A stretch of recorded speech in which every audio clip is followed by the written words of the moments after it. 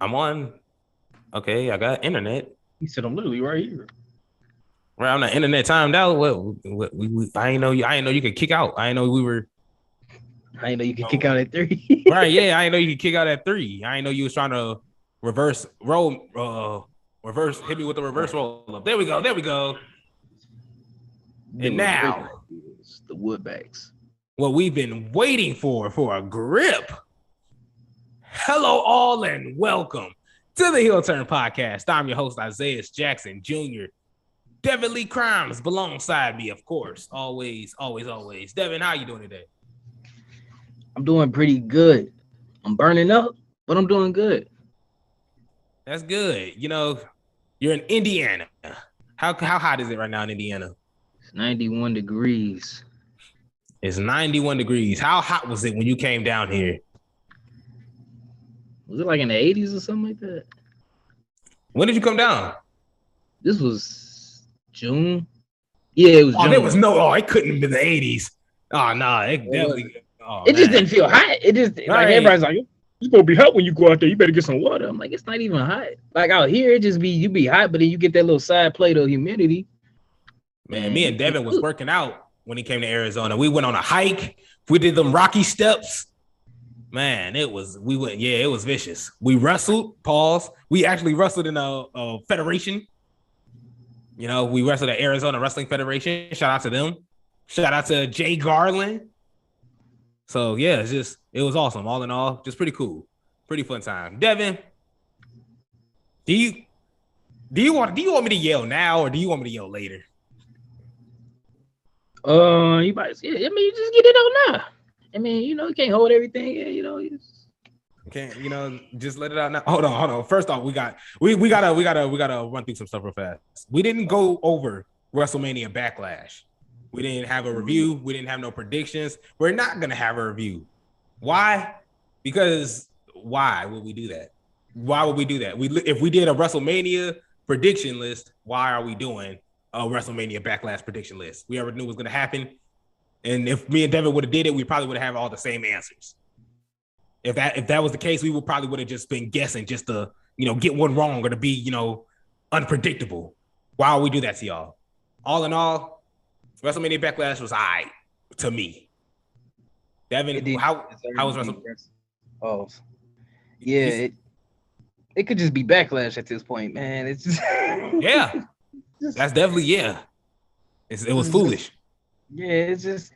I mean, look, it is only 6 matches on the card. You only had one championship on the line, and these other matches they could have been anywhere else. Like Happy Corbin and Madcap Moss, that could have been a match you could have saved for this Friday. But no, let's Yeah, put it on this Sunday's premium live event. Nah, it's the build to it was horrible. That's why it turned out like the matches themselves were okay for what they were. They were good, but just trying to go into it, nobody was really looking for it like that. At least I know I wasn't. yeah. No, I wasn't either. It was pretty. I wouldn't say it was boring because Seth and Cody obviously they performed. We obviously know who won that. I mean, the Charlotte Ronda Rousey that performed, I was shocked. I don't want to see Ronda with a women's championship. That's foolish in itself because as soon the minute she gets booed, she doesn't want it no more. Her feelings get hurt. I'm not trying to say this in like a horrible bad way, but when all you do is talk bad about the fans, but all you want is success, you just you're not that. I don't know what you're aiming to get. I don't know what you're looking for. So we'll see how this title reign shows out. Charlotte's gonna be gone for a while. The Roman the Bloodline match, Bloodline versus RK Bro and Drew McIntyre. That obviously we knew who was gonna win that. When does Roman ever lose? And there were no stakes. And no, yes, good, great point. No stakes at all. They could have just put all their titles on the line for this match. Winner gets all the winner gets the winning side gets all the belts. Call it a day.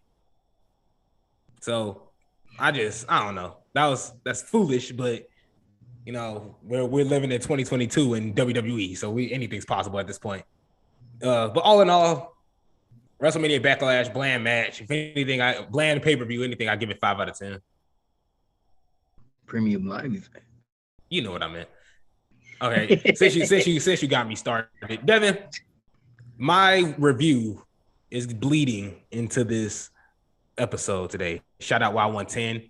We're on Y110 at 7:00 in Indy, 6:00 in Hammond, Indiana, East Chicago, in that Chicago area. And what? 1:00? No, 4:00 out here in Arizona. So be on the lookout for that. Y110. Shout out Y110. But look, you watched AEW, right? I did. You seen the pay-per-view, right? I did. Darby Allin and Jeff Hardy fought for the Owen Hart Foundation match, the Owen Hart Foundation tournament. Oh, you made that? Did I see the main event? You didn't say pay-per-view. What? I said pay-per-view? Yeah. You know what I meant. Yeah. Well, yeah, I said it. I knew what you meant. I was like, yeah. And I just didn't want somebody like, what? Pay-per-view? What pay-per-view? Oh, my God. Well, yeah. I was like, yeah. I was like, they knew what I meant. Yeah. Somebody freaking out this. But yeah, so Darby Allin and Jeff Hardy out of nowhere. This is a no disqualification match.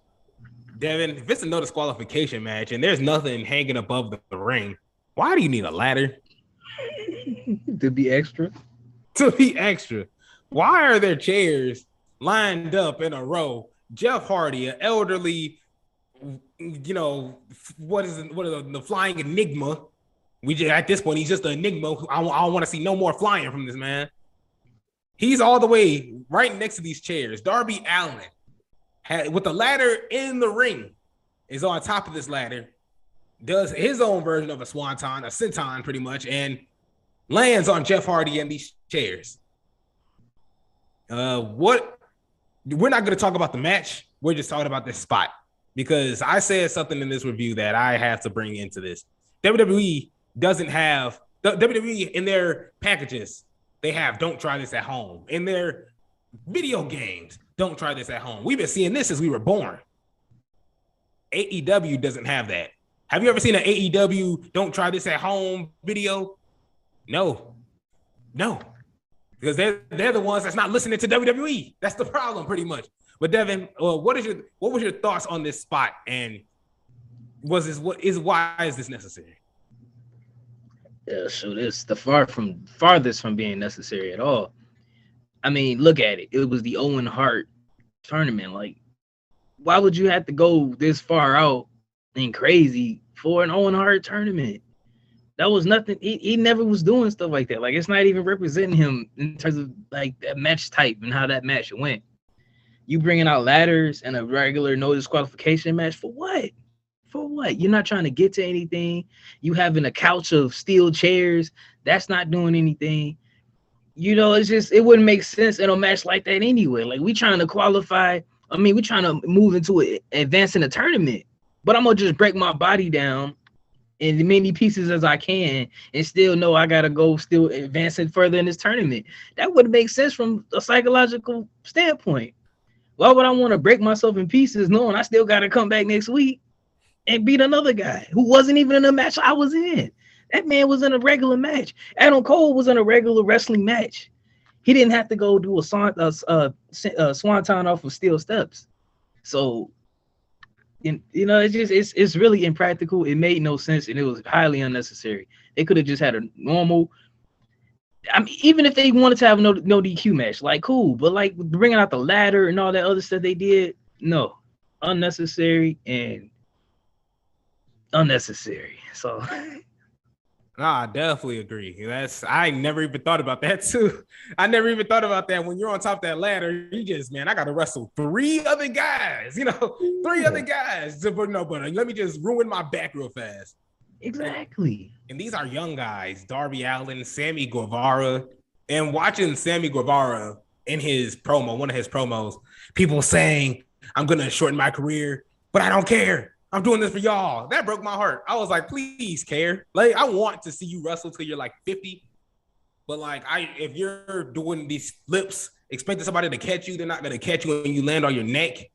I'm glad you've, made it this far, doing what you could do.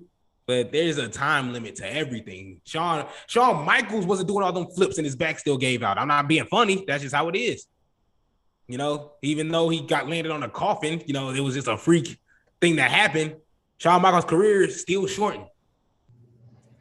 It's just a lot of foolishness that goes on with all this. And like you said, it's an Owen Hart Foundation tournament. This is a technical wrestler, and a technical wrestler in Dax Harwood lost to a Shawn Michaels like gimmick character in Adam Cole. Similar in similarity in characters. It's weird. You got Darby. No disqualification match. If I could go back and see Owen Hart in a Texas Death Chainsaw Massacre horror film match, then okay, maybe that's cool. Maybe there's a point. I wonder how Bret Hart feels about this. How come I want to hear Bret Hart's response to this. Maybe we should hear that. Because maybe we care a little bit too much. But I want to see these guys wrestle for a really long time. And it sucks that they don't care. And I'm glad I had to bring that up because I actually took a picture. I took a screenshot of some of the comments. AEW reposted the Darby Allin bump spot. And one guy commented, that was unnecessary. ... And somebody says, nah, stuff like that got me into wrestling. Another comment. You people want no matches to be memorable? Y'all want arm drags for 20 minutes? Risk needs to be taken. This is why this business is still around. Another person. It was perfectly necessary. And this last person says, it was a wonderful way to tribute Owen Hart, especially in front of his widow. That was genuinely sincere. That wasn't being, sorry, that wasn't sarcasm. But that's AEW fans. It is 100% necessary. They said, do you want to see arm drags for 20 minutes? Is that what WWE is doing? I'm not trying to play the WWE versus AEW because AEW puts on great matches. I love them both equally. I'm lying. Let me stop lying to y'all like that. But obviously I grew up with WWE. I'm trying to learn how to love AEW. But that doesn't, I judge them both equally. I'm not biased when I judge both of them. But when you look at AEW's work, when you look at AEW's fans, totally different. They said you don't want these to be memorable. CM Punk wrestled MJF twice. Both of them are memorable. They didn't have no ladder, Hell in a Cell, flaming death chair match. There doesn't have. If that's what these fans really think, they don't want to see you wrestle long term. They just want to see you do those bumps, and when you mess up your back, they just go on to the next person. There's gonna be another Ricochet. If unfortunate circumstances happen, and I'm not wishing that on nobody, but I'm saying these fans that are saying, oh, well, this is wrestling now. This is the new thing. And if you don't like it, you're just an old man that likes arm drags for 20 minutes. Unnecessary. If you don't like wrestling. I don't think you're a wrestling fan to me. There's a person that likes huge spots. And then when that person gets seriously hurt, you go on to the next wrestler that does a more crazy, insane spots. Does that make sense, Devin? Or am I just a grandfather right now? No. It makes perfect sense. You can put the older people stuff away. No, it's perfect because look, in that match, you can do that type of stuff. Like the MJF CM Punk thing, like they built up all that, anger towards each other, animosity. So when they had that last bloody match that they had, it felt earned. It felt like that was the end of their story. This is the culmination of all this hate, all this jealousy, all this, I'm going to do that to you.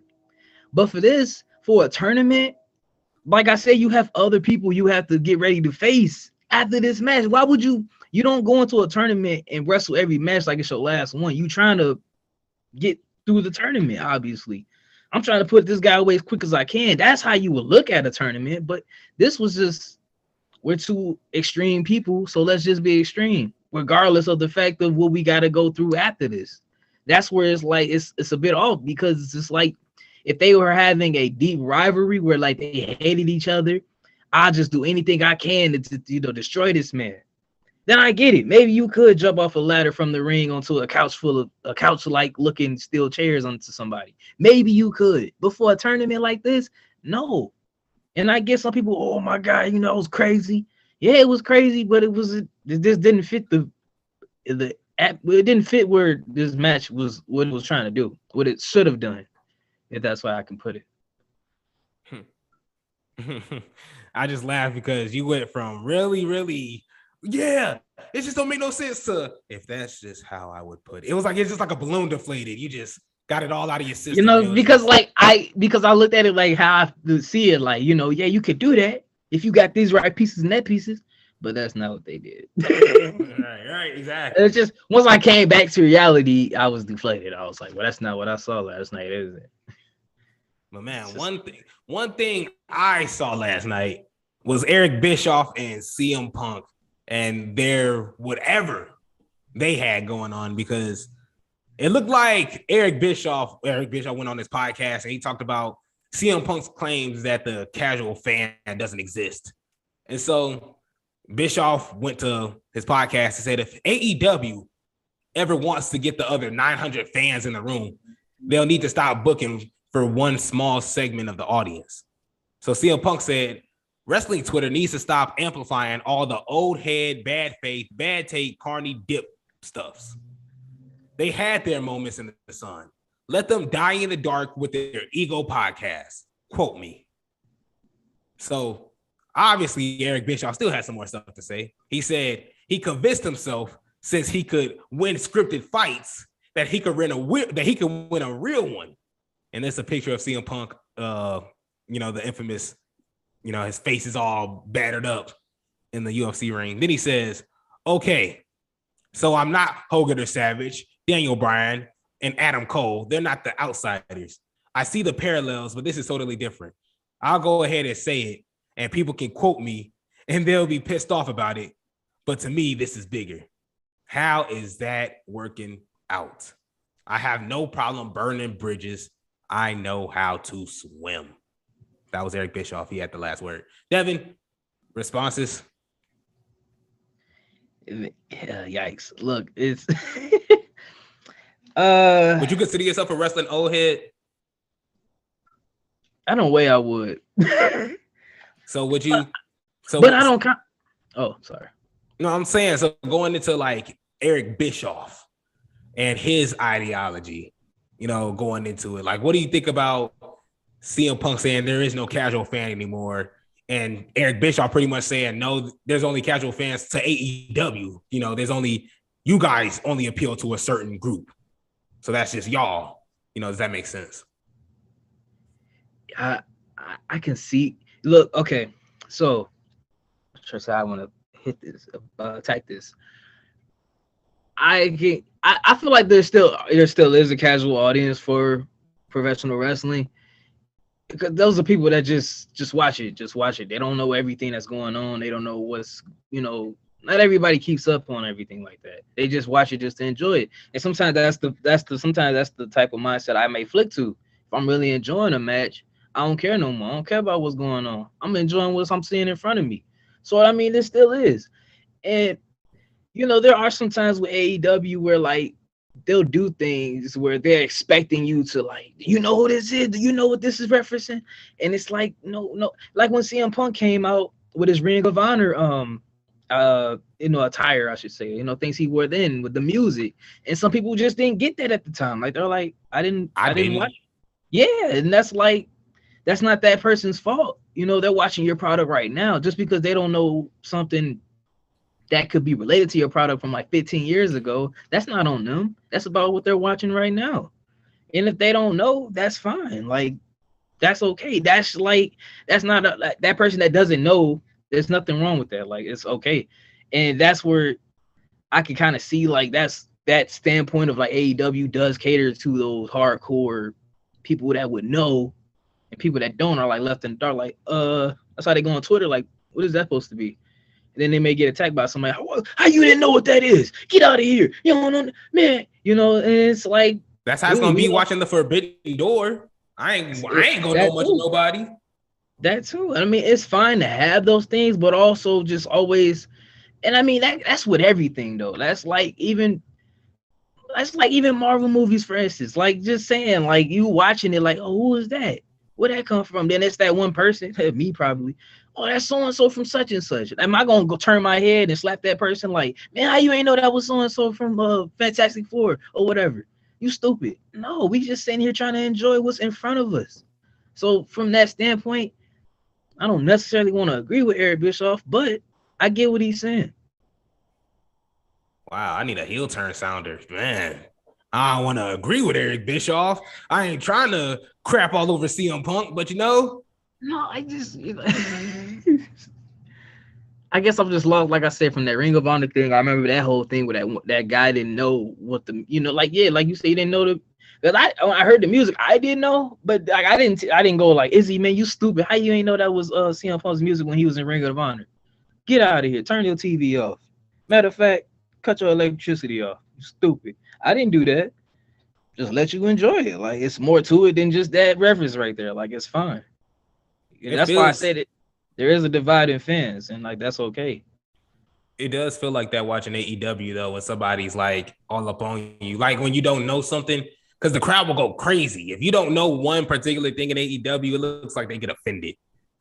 Somebody just literally said this was unnecessary, and just got, so you just like arm drags for 20 minutes. I think that is the wildest quote. That's just the wildest quote to me. I'm sorry. You just can't you can't compare a normal, traditional, just regular storytelling great match to what we saw and say you just want to watch arm drags. Really? Do I want to just watch people jump off ladders all day? I don't want to see that either. Right. So I guess I'm watching Sting doing crossbodies over here. I'm like, oh my God, that's unsafe. Oh, so you just want to watch arm drags? You're an arm drag guy. I'm like, arm dragger, get him out of here. He's boring. Like everybody's just, I remember getting escorted by Wardlow. Like everyone gotta get me out of there. But no, it's just arm dragger. Yeah, I'm just an arm dragger. That's gonna be a new thing here. Do you think? I didn't mean to just put my finger like that, but do you think that may be why?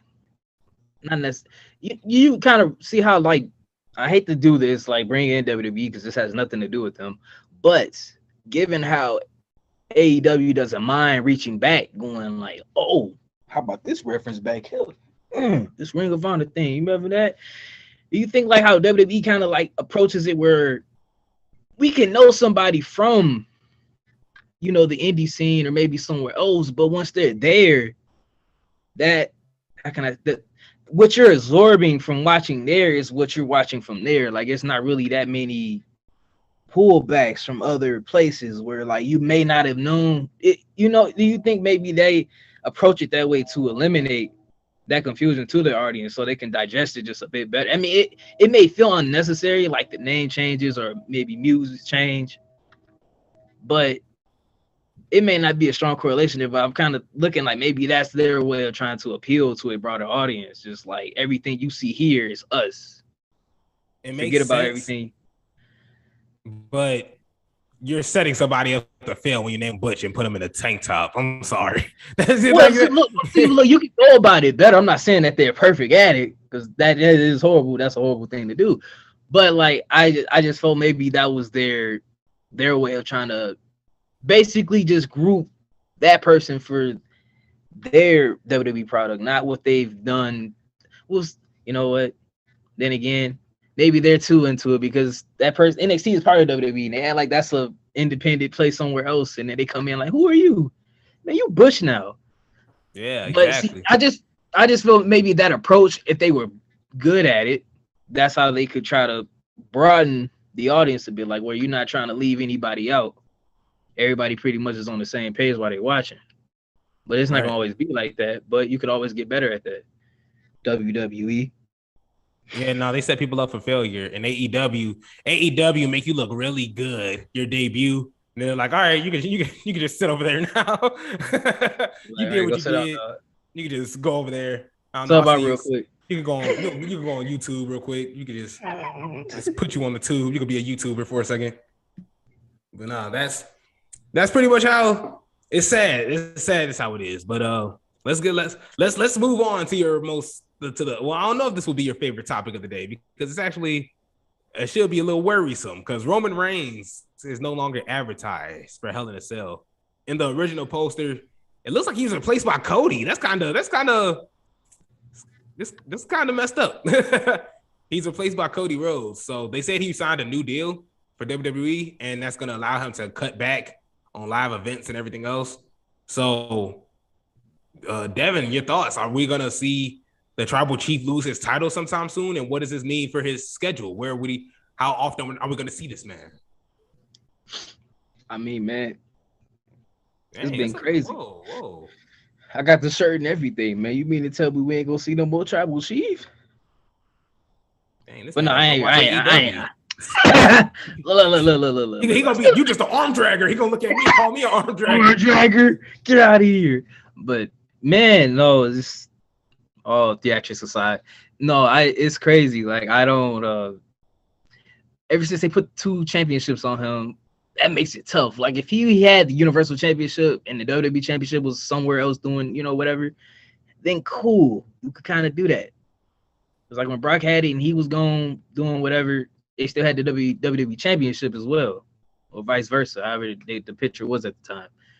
But yeah, I don't know. That's tough for your top guy to be replaced, not replaced, but just absent for like the next pay-per-view like that. I don't know where they're going.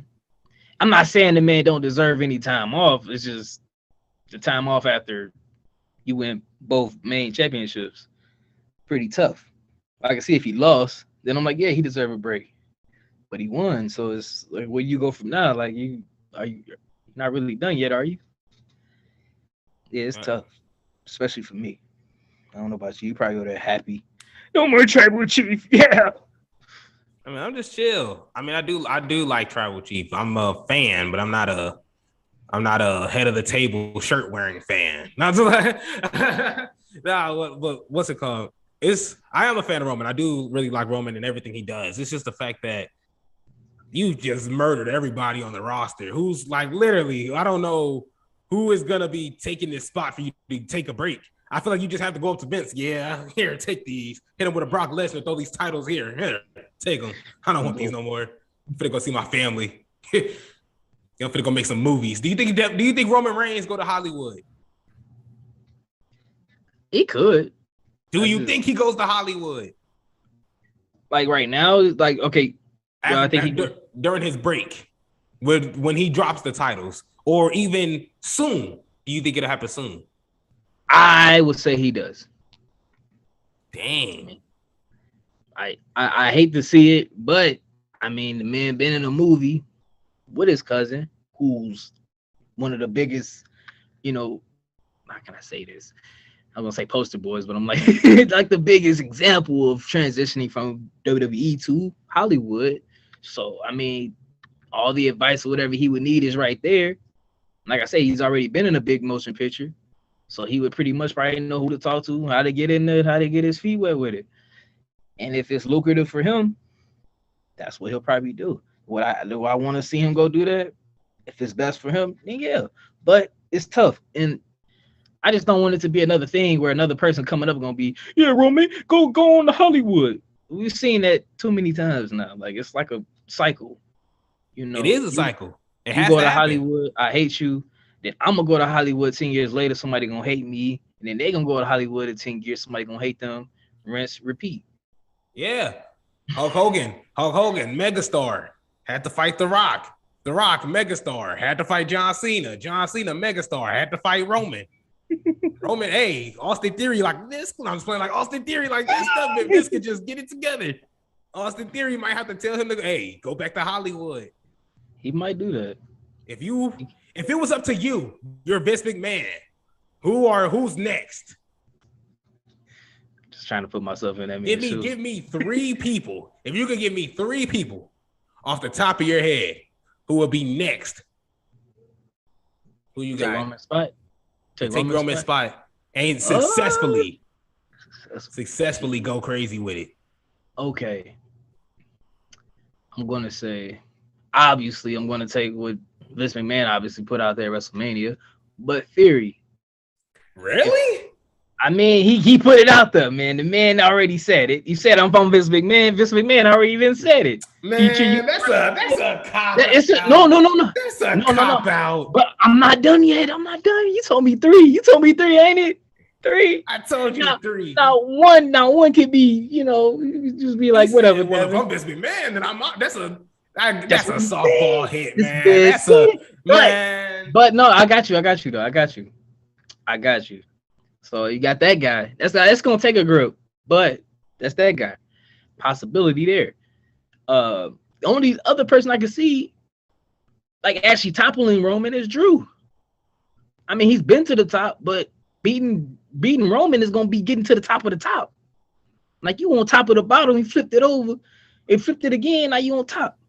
That's the only person I can see the way he just been built up, where I can see it, and I wouldn't be like, man, that made no sense. How Drew be him?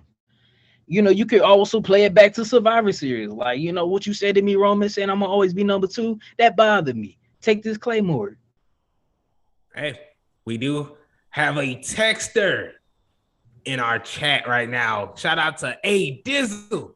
To be fair, though, what's left for Roman to do other than to lose the titles? Cody ain't ready yet, and he's like the only one set up to beat Roman.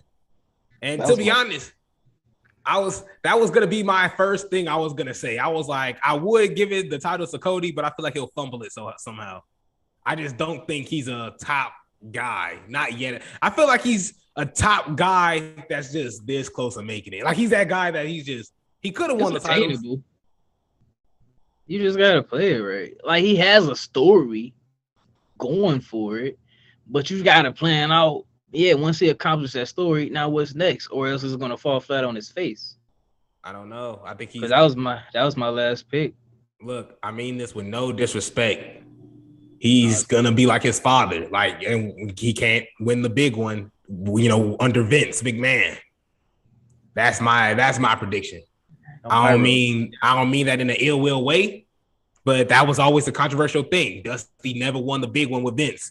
I think Cody might fall under that same category. Aaron also says, picture this. Roman goes into Hollywood and John Cena comes back. Look, if John Cena come back full time, I cry. Yeah.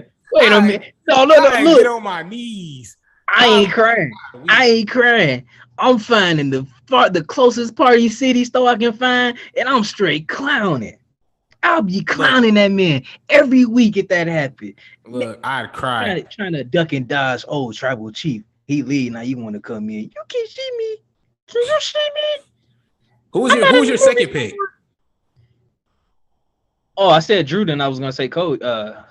Cody. Oh, Drew, Cody, and Austin Theory. I can't believe you said Theory. This dude said Theory. Look, the man himself said it. Vincent K said it. The future Universal Champion Theory. I just couldn't believe this. I can't believe this man said that. He literally said, "If you was in the shoes of Vince McMahon, what would you think?" And I can't believe you chose this man over Seth Rollins. I mean, well, see, I was looking at it like your question, like, who's going to be that next upcomer to like take the ring, you know, and actually longevity wise? Because I wouldn't pick Seth Rollins necessarily because him and Roman both. I just feel like when they both wind down, they may wind down around the same time. Seth may be around a little longer because he don't have all that plans and stuff going for him, like Hollywood and maybe this and that. And he been to the top before. Roman got 1 foot out the door already. Seth still got. I feel like Seth got a decent amount in the tank at least. Well, see, I mean, he done a lot too, though. Like I was looking towards the future, like who's gonna be the next. But Drew already won the title. But Drew, like, I mean, but he still ain't. He done did it, but look at the time he did it. Like he murdered everybody. He's the pandemic champion. Well, see, that's what I'm saying. I hate to just label him just pandemic champion. Why you can't be champion whenever? We never look at Roman and say he a pandemic champion. That's why I brought up Seth Rollins. Seth Rollins has already been champion. The last time they fought against each other at the Royal Rumble, Roman just randomly just murdered my guy with a chair. Hey. There's still blood there. Seth comes, takes the title. He's set. And tell me Seth is going to, and look, Seth is going to be amazing. Oh, and Aaron. A Dizzle, he wasn't on my list. I'm sorry. I'm gonna say his name after I give the next two. Aaron had a good one. I didn't say his name. But what? Seth Rollins? May throw Bobby Lashley in there again? Bobby Lashley's last run was fool. He was injured during his last run. They just kind of threw it on there. Get freaking Edge out the way, and let's build up AJ Styles. Give AJ Styles a decent run. AJ Styles hasn't done nothing at all. He's been messing around with the House of Edge. The house, I don't even know what to call them. The House of Edge, Judgment Day. Whole Dave. I'm like, House Judgment Day. Like it's just a lot. Shout out to Rhea Ripley. She joined the squad. I really liked it. But Aaron says, I can't believe Bron Breakker isn't on the list. Well, see, because I guess I was looking at you how you were saying, like, Roman got his foot out the door, like it's immediate. Like, we gotta find somebody now who's credible. Not saying Bron Breakker can't be credible. I just can't see it right now. I think Bron Breakker will beat Austin Theory. Oh yeah. Well, see, now if Bron Breakker was on the main roster, I wouldn't have never said that. Bron Breakker's still NXT champion. Now, unless he finna be an NXT champion and Universal WWE Undisputed champion, that man finna be a GOAT for ages after that. But that is a great contender right there. And I would agree. I would put him definitely over Theory. The man has you choose Austin Theory over Seth Rollins. That man, because I just don't look at Seth Rollins as the future. I'm sorry. He's here now. He ain't got the championship. So I'm looking at what the future is gonna hold. In the future, I'm sorry, is not Seth freaking Rollins. Can Seth freaking Rollins beat Austin Theory? Yeah, but he's not the fit. Look, man, what do you want from me in out of this right here? Because for Theory to be credible, he just has to beat people. So I'm like, if Theory's champion, who is he going to defend this title against? Bron Breakker. Let's move on. Before Aaron gonna get on you with this, man. Let's get on, man. Listen, we gotta move on for this. I can't wait for Aaron to respond to this with the quickness. Somebody knows something out there, man. But let's go on to some more foolishness, because Bianca Belair had something to say. She was on a Ring the Bell podcast, and she talked about her match with Becky Lynch, and she says, and I quote, "Well, for me, we're the only two women that have won the main event of WrestleMania. So automatically, for us, that was a huge match. But what I'll say is every match on the card was deserving to be on WrestleMania. But I'll say it was hard to follow. And so when you put on a match where it's hard for everybody to follow, that means nobody is supposed to follow it. Meaning when you're putting on a match that great, a match that Bianca and Becky put on, nobody should be allowed to follow it, meaning it should go last. Devin, what are your thoughts on Bianca Belair saying? And this is night one. If correct me if I'm wrong. Stone Cold Steve Austin and Kevin Owens was night one too. Am I right? Yes. Can you explain to me why Bianca Belair thinks she needs to be last? She needs to be after Stone Cold Steve Austin. Stone Cold Steve Austin should not go in the main event. Look. Let me tell you something. Okay, my thing is, and this was my whole thing. Somebody may try to do something to me for saying this, but it's all good because I'm here for it. Stone Cold Steve Austin, is he a legend? Hell yes. Give me a hell yeah. Is this the first time since Stone Cold Steve Austin walked away from the inner ring? Was he at WrestleMania? Hell no. The man literally was at WrestleMania. Well, I've seen this man at WrestleMania 21. I saw this man at WrestleMania 25. I saw this man at WrestleMania 20. I believe he was at WrestleMania 27. WrestleMania 30. It's not like it was like, oh my God, I ain't seen Stone Cold at WrestleMania in like 10 years. Oh my God, what? And look, the build up, they didn't even know what they were going to do. They didn't know if they were going to get a match out of Stone Cold. Was it just going to be a regular little sit down? Because I've seen that now. I've seen Stone Cold come out. He talked to somebody, and eventually at the end, he going to get a beer, stunner, and put my hands up, and that's it. And this is not taking away nothing from the legend of Stone Cold Steve Austin, but on that grandest stage, not knowing what I'm going to get out of that segment, then that's why I wasn't really crazy for it, because I've seen it before. But now looking at this Bianca Belair and Becky Lynch match, that match, like I was saying before, I was exhausted afterwards. And you was looking at me like, how you was exhausted? What you mean? You probably just sitting there. I wasn't. Only because I wanted everything to be done right. I didn't want no injustice in front of me. And that match, in terms of build, was literally built from SummerSlam when Bianca lost in the most craziest, quick way ever. And she told her, back of the line, word I'm not going to say right now. And what Bianca do? From SummerSlam, build it all the way up to Elimination Chamber. She did. She lasted out all the women in the Survivor Series, showing like I'm still here. And then Elimination Chamber beat everybody up. I got my ticket to WrestleMania. I earned that. I'm back. You saw me back in the line. Here I am. Now, the reason I'm bringing all this up is because, remember, I always said WrestleMania should be a payoff of investment of the whole prior year. Now, I give it may not matter no more, obviously. Maybe I am an old head just going, WrestleMania should be a culmination of that year, because I guess that just doesn't make any sense. But I get it. You look at it like, yeah, but why would you put that over Stone Cold? And that's where I look and go, maybe it's just a big battle of investment taking on star power, nostalgia. Like I was invested in that Bianca Becky match because I seen the build up to it, and I don't know why you holding your face. You hear what I'm saying? No, I don't. I hear what you. Wait, no, but wait. So do you think Bianca Belair should have been last? Well, see, another thing that'll itch me with this is that they came on. Wait. No.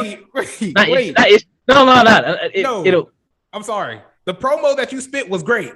You just spit a great promo. Probably spit facts. But it's the fact you spit a great promo. And then I asked the question. So do you think she should have been last? I was getting it, but it was another thing that was going, like I said, another bump in the road here. Let me get to that. Because they also had Charlotte and Ronda on the same night one. And I get it. Ronda won the Royal Rumble. You was moving the mic close. I thought you was about to, hit me with a. I was just moving it over. But no, it's just I get it. Ronda won the Royal Rumble, and that was like we said. We hadn't seen her in about 2 years, and now boom, here she is winning the Royal Rumble. Now she gonna be in WrestleMania. What kind of what? That's just out of nowhere type of just. I get it. Ronda is a big name, mainstream wise. That's why I'm like investment versus just, I guess, star power. But you'll never get to that part if you just constantly go for the star power every time instead of building up the star power. And like I said, I look at those two matches coming after Bianca and Becky as star power and nostalgia, with Stone Cold being that nostalgia pump for people like, oh, I know Stone, that's my guy, Stone Cold, hell yeah. And Ronda Rousey being just a mainstream name, like she just a name that's outside WWE as well. But when I look at in terms of build, in terms of a match that I want to be invested in, the match that I was looking forward to seeing, that was Bianca versus Becky. It had a story to it, and it had a story that was deserving of being paid off on the grandest stage. Whereas like Stone Cold and Ronda were just kind of tacked on just to ensure like people would, but at the same time, you keep going that way, then matches like I was just bringing up with Bianca and Becky, where I've been invested, me as a viewer that's been watching every week, seeing Bianca take her L's, seeing Becky, get her wins, maybe a dirty way or whatever. And I can't wait to see somebody do that to her for real. Not for real, but like actually, win, because like I said, Becky was still defending against Liv Morgan and things like that. And she would have to cheat to win. And that was that heat where you're like, man, I can't wait till somebody finally get her.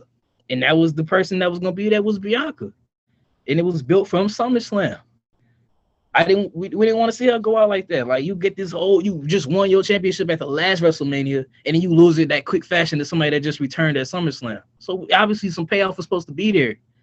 And the best place to pay off something like that after SummerSlam, which is the second biggest show of the year, WrestleMania. Look, that's all I'm saying. Do you think Bianca and Becky should have went last? Yes. Yes. I'm gonna stand on it. No, if I'm gonna look at the other two, I laughed. It's because you was like, and then she lost at SummerSlam, which is the second biggest spot which is the second biggest pay-per-view. I was like, is he giving us that whole storyline, like list of like factual evidence? I was like, this is crazy. Well, see, I'm just saying, like, that's the thing. Like, don't get me wrong. Like, I know it's Stone Cold. People are like, oh, you gonna put that over Stone Cold? You gonna put that over Ronda and Charlotte? Yeah, I would. In terms of what I've been watching every week, that's why I've always felt like it's a slap to the face when somebody who's been sitting on their couch somewhere doing whatever is now boom, I'm in the main event now. Now, how the heck is that person supposed to be able to get to that point if you constantly keep coming back, taking it from them? And then you'll go, well, you know, so-and-so, they can't draw. They can't, because they're not put in a position to even get a chance to do that. That match was fire. The story it told was fire. But yet, it's all behind a bunch of nostalgia and other mainstream people that get brought in at the last second to win the Royal Rumble. So, no, that's why we crapped on the Royal Rumble, because two people that won it, they're not there all the time. It's like, what's the point of wrestling every week, every house show, and when it comes down to the biggest part of it, you can't even be on the big stage like that? Why? You're not even getting a chance to be put in that position to be built to be to that point, like that person that's taking your spotlight is. You think Stone Cold would be where he was if somebody kept constantly coming back, pushing him back down the card at WrestleMania 15, 17, 14? No. We would look at him and been like, oh yeah, Stone Cold, he cool, but he never was a main event. Like, all he did was fight The Rock in like the third match towards the end. They kept getting showed up by whoever wanted to come back. All right, look, I disagree 100%. You had me all the way into the very last talking point because Bianca Belair had a great run. I'll give you that. This is Stone Cold Steve Austin, the man literally from retirement. The last time we seen this man wrestle was against The Rock and I forgot. You know what WrestleMania was. 19. Yeah, so like Devin's the WrestleMania guru. But I don't understand how I understand Becky had to go through all that. You know, Bianca had to go through all that. Stone Cold literally got a call. You know, Vince McMahon he had no idea what he was gonna do. None of us had no idea what Stone Cold was gonna do. We were talking about this for weeks. When this was rumored, we prayed this man wasn't gonna wrestle. So when Kevin Owens said, I suckered you here for a fight, when Stone Cold said yes, that topped anything Becky and Bianca did that day. I'm sorry. It topped anything they did that day. When Stone Cold said, yes, I'm ready to wrestle, throw everything that happened on WrestleMania night 1 out the window. Stone Cold's taking over. You want WrestleMania main event, Stone Cold? Yes. You see what happened when Stone Cold ends with cracking beers and, you know, chugging beers all over the place, everything, the lights flashing, stunners everywhere. It's amazing. That's a great family feel fun time. It was so nice. We seen it twice, night 1 and night 2. Tops anything. They had to put Stone Cold on the match card twice. I understand Bianca and everything she had to do, but I read Aaron's text in the corner of my eye. There may be one more bigger draw in wrestling than Stone Cold, and I wasn't trying to see him, brother. I like that. Yeah, nobody's trying to see that man. We need to get that man out of here. We tried to get him out the Hall of Fame. They just threw him back in there. I don't know why they did that. But I understand what you're trying to say. But I don't think she got snatched out of her opportunity. Who got snatched out of their opportunity is somebody like a Liv Morgan, who had to show all that potential just to get her pushed flatlined by Becky Lynch. Becky Lynch just brutalized her that whole run. Becky brutalized Doudrop in the little run she had with her. I think about all the sacrifices that had to go through that to make Becky strong to get Bianca. Bianca had to flip Doudrop over there at least 20 times to get over. You know, so it's stuff like that. You know, they've had the TV time. They had all that. And they got a spot at WrestleMania. And they tore the house down. It was amazing. She main evented already. Don't be greedy, lady. Jesus Christ, Bianca. What? I could go in my time machine and I could go all the way up to Stone Cold and be like, bro, you made a event at WrestleMania 14, you made a event at WrestleMania 15, you made a event at WrestleMania 17. Get out of here, Stone Cold. Don't be greedy, bro. Don't be greedy. Mr. Man said, bro, I got some money for you. Stone Cold said, man, he did that little neck thing. I'm ready, brother. He said, I'm ready. The reason why I wasn't so excited for him, because like I said, I've seen Stone Cold make an appearance at WrestleMania.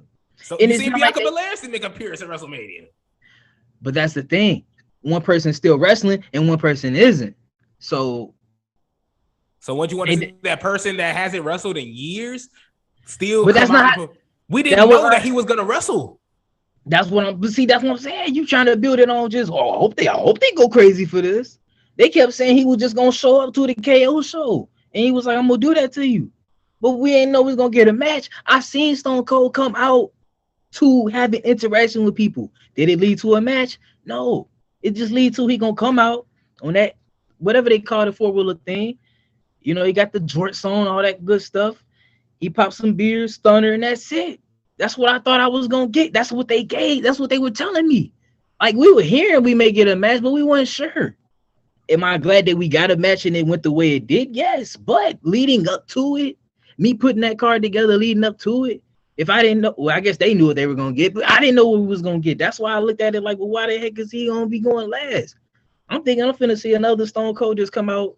He stunned somebody. Yeah, that's it. Because I've seen it so many times at WrestleMania before. You fool me one time, shame on you. Aaron says, I hear what Devin is saying, but look at it like this. We still talking about Bianca and Becky. It did its job. Should it have gone last year? Yeah, probably, but it still had its effect.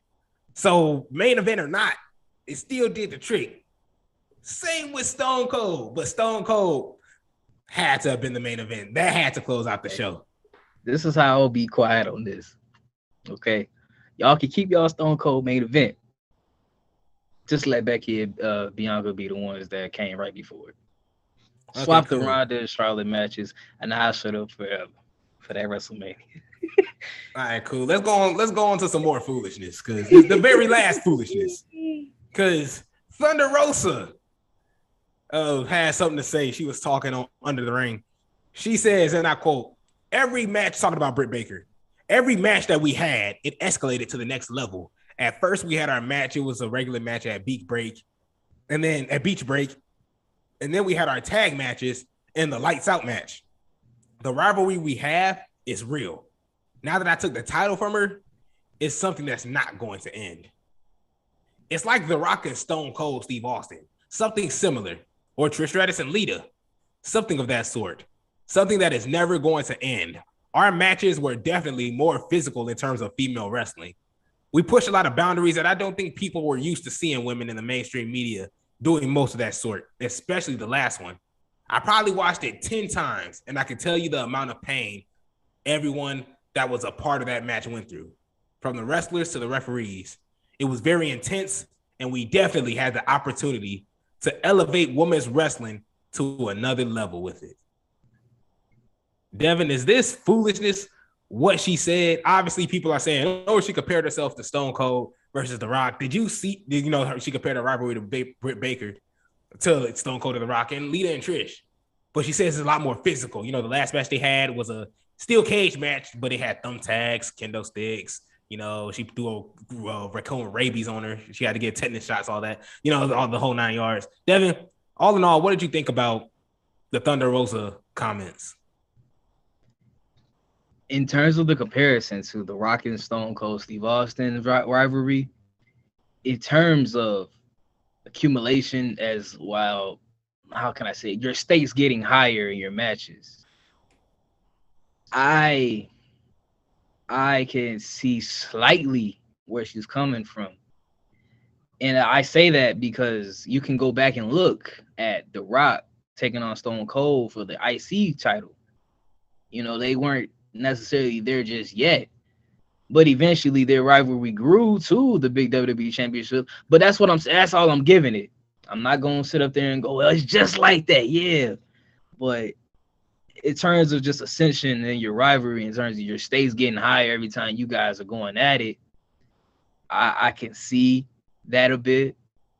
How you went from a regular match to then you went to the lights out match, then you went to for the championship, and I can kind of see that escalation in terms of comparison. Because like I said, the Rock, and then they were fighting over a mid-card championship at one time. And they eventually got to the point where they're the big dogs at WrestleMania main events. But that's where I can't fully lean into that comparison she made fully. I can only really just give it in terms of just the escalation of your rivalry. I see that. It's tough. Aaron with the perfect response. Bro, Thunder Rosa, Britt Baker ain't even touching Sasha Banks and Bayley, or Sasha Banks and Charlotte, or Becky and Charlotte. We'll see that they never, she never brought them names up. I'm just comparing what she gave me. He's just saying in general. That's just his. Yeah, that's his especially. But Yeah, but I agree with Aaron. Like, it's just, I'm looking at it based on the comparison she threw out there, that big, huge Rock versus Stone. That's a big comparison. And like I said, I can't fully agree with her on that. Trish and Lita? In terms of just carrying like the entire like women's division, I can't. Because we've seen, in WWE, like you said, Sasha Banks, we've seen them in Hell in a Cell. We've seen them push the boundaries there too as well. And as an entire women's division, we've seen some hardcore women's stuff. Now, we didn't see it as bloody and crazy as Britt Baker and Thunder Rosa did, but we've seen those boundaries pushed before. So, I mean, it's not that far from, being like, I've never seen that before. Oh, my God. But like I said, the only thing I was going to give her in terms of that comparison to The Rock and Stone Cold, just saying how your matches built over time to have higher and higher stakes where you're just, it's a bigger deal every time you guys step in the ring. That I was just gonna say. Like I said, coming from just a regular match to now you guys are fighting for the big women's championship in the steel cage. That's where that's the only thing I was gonna give her. But I agree. They're not touching like other big rivalries that have grown over the time. But in terms of that comparison that she threw out there, that's all I'm giving it. I gotta be honest.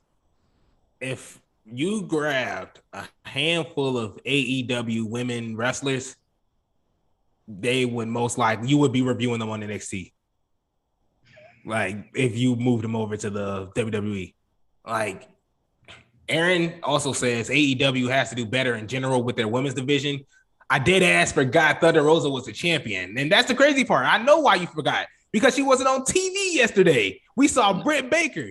And so that's ridiculous. Thunder Rosa's not taken seriously. Thunder Rosa isn't.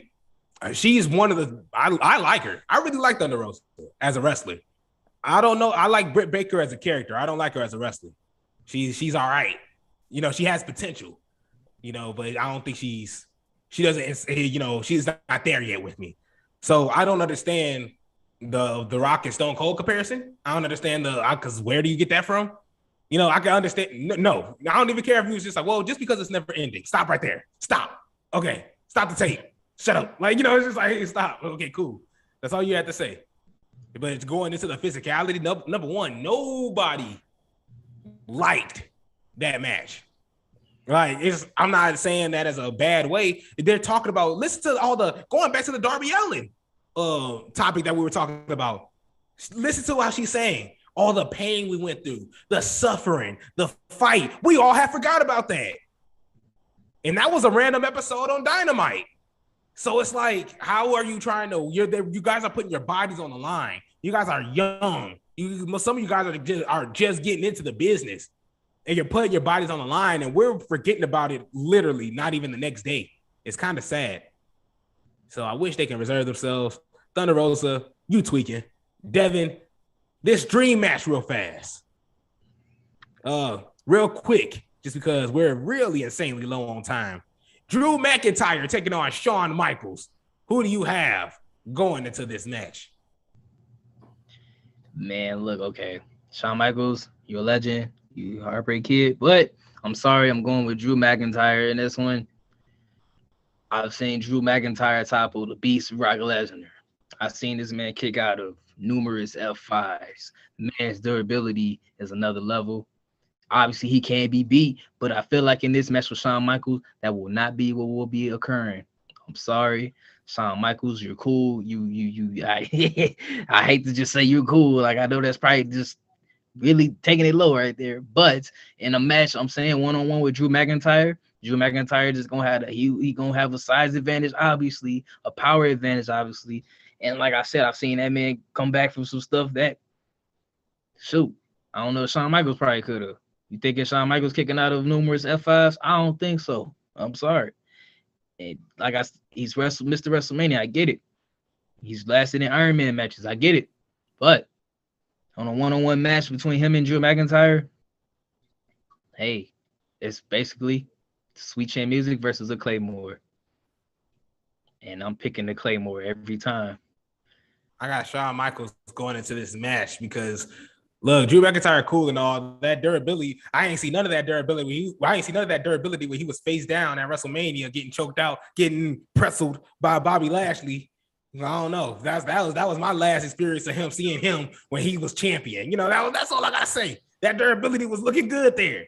But look, Shawn Michaels obviously is fighting greats. He has to put away the likes of he has beaten John Cena before, even though John Cena has whooped him from left and right all over the place. He has one win over John Cena. Look it up, kids.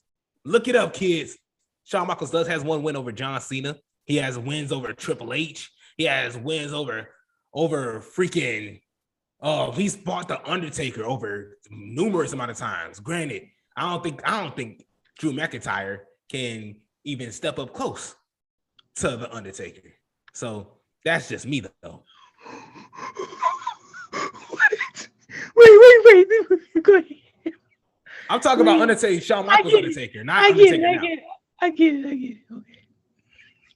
Yeah, because it's like I don't know because how can we explain wrestling logic when it's like Undertaker lost to Brock Lesnar, who beat Drew McIntyre, who lost to Bobby Lashley, who lost to. I see what you said. Okay, yeah. That is, I mean, it is kind of froggy. It's hard to really get a good footing on it, but we try our best. Right. It's like we literally are just like. That's what I was gonna say. I'm like, you mean to tell me he can't be Undertaker, but he beat Brock Lesnar and Brock Lesnar beat Undertaker? Right. What? It's like, yeah, so it's just a horrible, like, freaking. It's tough. So that mean at that point, that would mean Bobby, you know what? Yeah, I see what you're saying. So that means Bobby just beats everybody in this matter. Bobby is just going and just running wild on everybody. But this is why I still have Shawn Michaels. Shawn Michaels is still fighting legends. Shawn Michaels is still out here fighting ghosts when before he lost the smile, this man was greatness personified. You can give me any type of generation of Shawn Michaels, and he's the showstopper for a reason. He can be technical when he needs to. He got that sharpshooter. He'll whip it out when he needs to, especially in Canada. Yeah, they know what's up. So that's just Shawn Michaels, a heel in himself, a legend in his own right. And that Sweet Chin Music can knock Drew McIntyre's lights out. I'm not saying Shawn Michaels is going to kick out of a Claymore, but I think he could dodge a Claymore. So that's all I have to say. Shawn Michaels for the win. Devin, is there anything you want to say before we close this show out? Yes, and I'm gonna make it quick. I say every week, and I don't know if I fulfill that promise a lot of time. But, ladies and gentlemen, children of all ages, whoever is listening or watching at this current moment in time, it's the Heel Turn Podcast. It is Devin Crime Jr., and we're bringing it to you. It may get a little crazy. It may get a little heated, but that's what you came for, right? That's what you signed up for. And you ain't really signed up nothing because we ain't put no papers in your face. But I said I was going to make it short, and I am. It's been Devin Krantz from the Heel Turn Podcast. It's hot out here in the Midwest or Northwest, whatever you want to call this. And your brother been sweating. I'm going to hand it back over to the man who's used to the heat out there in Arizona, where it never rains. Where you got to make sure you put lotion on your knees because it's going to be hot. You don't want to be hot and ashy. Nobody wants that combination at all. You're going to be wearing them shorts. Something like that. At least that's what my experience was when I was there. May not be the same for everybody, but I'm done blabbing on at this point, and I'm going to hand it over to the man that's on the west, the man that's on my left, Isaiah Jackson Jr.